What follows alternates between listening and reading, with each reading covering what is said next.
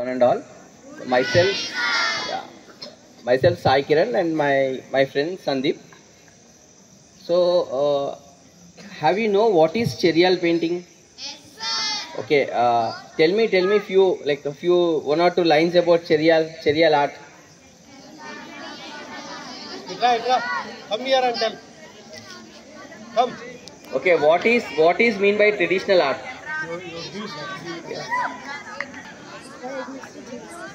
Okay, he is going to tell about Cherial art.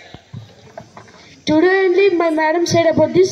Cherial painting is a traditional art of Telangana. Thank you. Traditional art. Okay. Have you heard about folk art, tribal art? Okay. So what is mean by traditional art? So Cherial painting is a traditional art. Okay. What is mean by traditional art? Okay. So traditional art means it is from hereditary.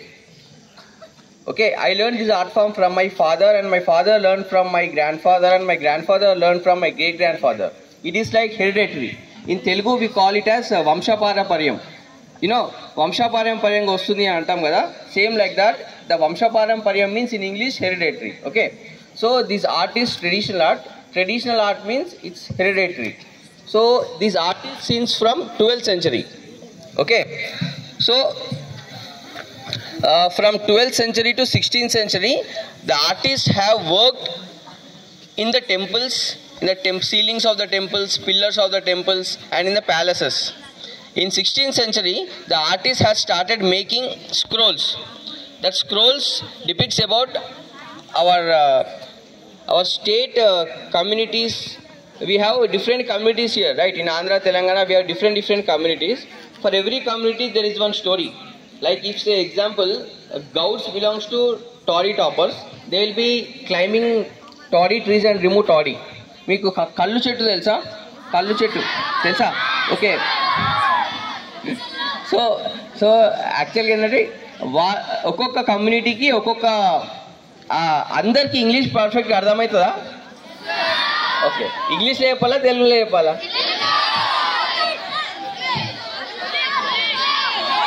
సరే, okay. So మళ్ళీ ప్రాపర్గా తెలుగులో చెప్తా. So ఈ Cheriyal painting అనేది ఏంటంటే వంశపారంపర్యంగా కులాల వారికి కథలు చెప్పే స్టోరీస్ ఉంటాయి అన్నమాట. సో 16th సెంచరీలో ఏమైందంటే కులాల వారి కథలు చెప్పే వాళ్ళకి స్టోరీస్ చేయడం స్టార్ట్ చేసారు.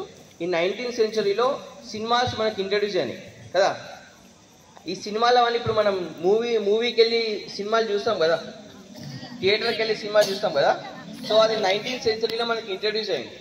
సో సినిమాలు రాకముందు ఏంటంటే చెరియాల పెయింటింగ్స్ ఇట్లా ఊర్లో ఒక దగ్గర కూర్చొని స్టోరీ టెల్లర్స్ కథలు చెప్పేవాళ్ళు, కులాల వారిగా ఉన్న వాళ్ళు కథలు వినేవాళ్ళు అనమాట. సో ఈ సినిమాలు వచ్చిన తర్వాత ఏమైంది, ఈ సినిమా చాలా ఎంటర్టైనింగ్ ఉందన్నమాట. ఇప్పుడు వాళ్ళు ఒక స్క్రోల్ వేసేసి వాళ్ళు స్టోరీ చెప్తారు ఒక మ్యూజికల్ ఇన్స్ట్రుమెంట్స్తోని.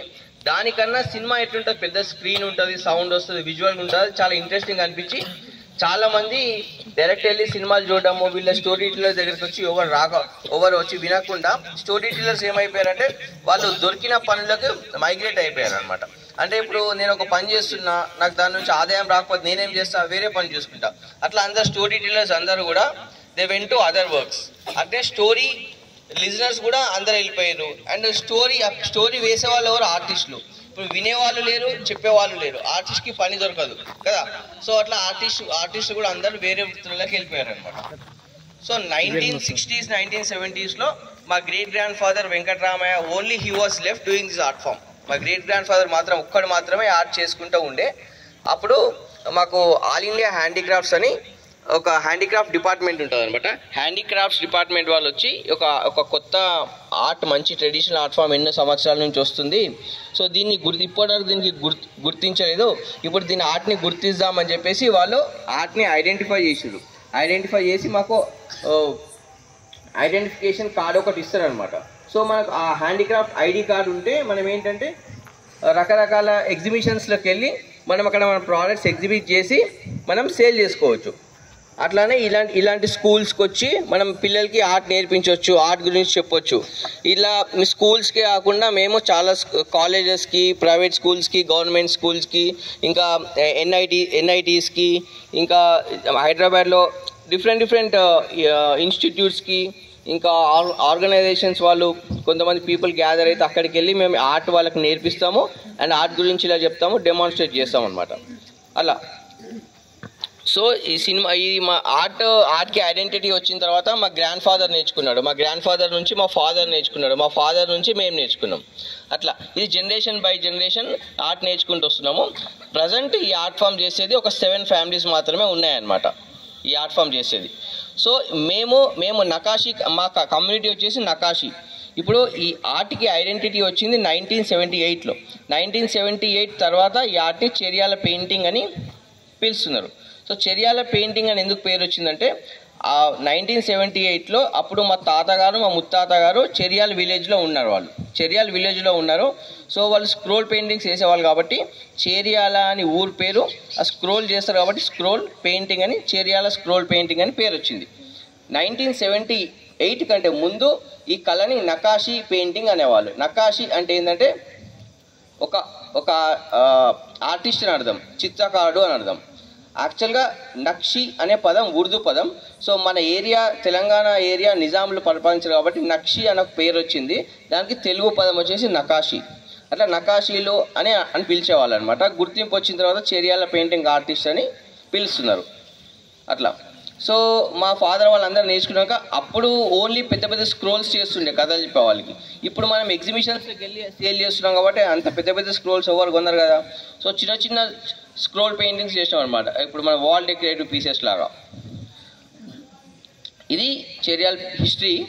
సో ఈ చెరియాల్ పెయింటింగ్ మనం ఎలా చేస్తాము, ఏం కలర్స్ వాడతాము, ఏం క్యాన్వాస్ వాడతాము అది ఎక్స్ప్లెయిన్ చేస్తాను మెటీరియల్ గురించి. చెరియాల స్క్రోల్ పెయింటింగ్ అనేది మనం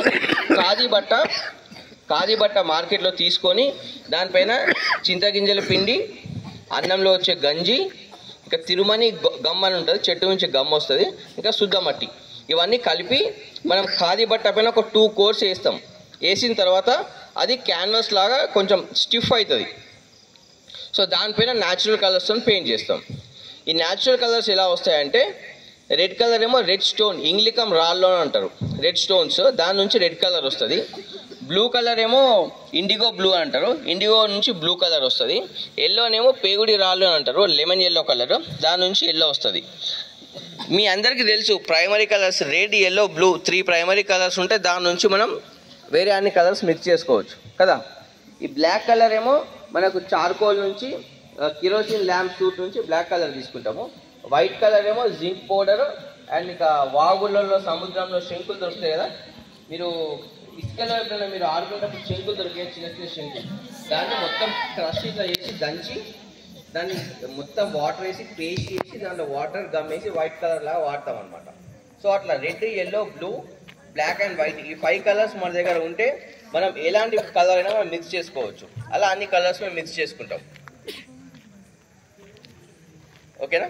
సో ఇప్పుడు నేను మాత్రమే ఇక్కడికి ఎందుకు వచ్చాను కూడా చెప్తా. అయితే యాక్చువల్గా నేను బిఎఫ్ఏ చదువుకునే టైంలో ఫ్యాకల్టీ.